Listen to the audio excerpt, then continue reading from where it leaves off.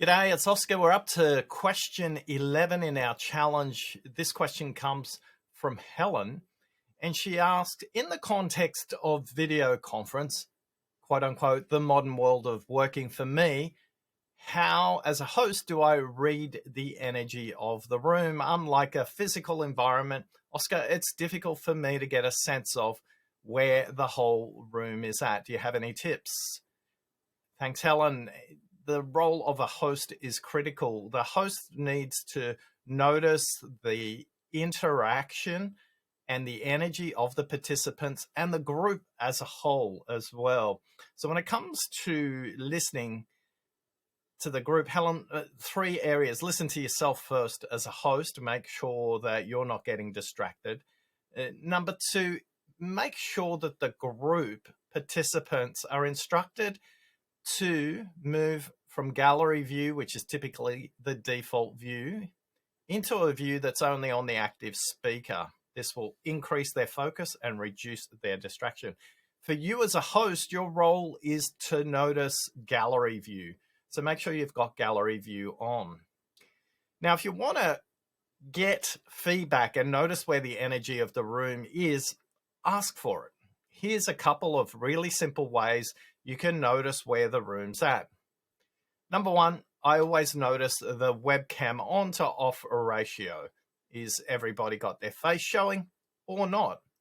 It's a number that I pay attention to. What I notice is over the time of the conversation on the video conference, those cameras that were off tend to go on. And the reason they go on is I make a point of naming people with webcams on and engaging with them about their facial features and their background.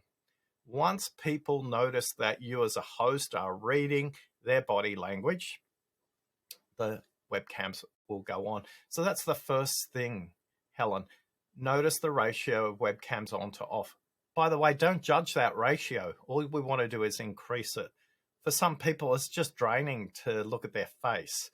When we look at the Zoom fatigue evidence in the podcast episode where I interviewed the facial features, looking at your own face in a mirror all the time, which is what the webcam does in a video conference, is very draining for some participants. They may have been in 4 meetings back to back. So don't judge the webcam on and webcam off, folks. Just notice the ratio. Have you got 80% with webcams on or 20%? Doesn't matter. Your role as a host is to increase it. The second thing I encourage you to do, Helen, is point to the features that are reaction buttons. One of the things we want to do is be explicit and ask people to give you a thumbs up, to provide feedback in terms of speeding up, to use an emoji to encourage another speaker. So this is a way that people can bring an element of the group's energy in a face-to-face meeting to a video conference. So tip number one, notice the ratios, webcams on to webcams off.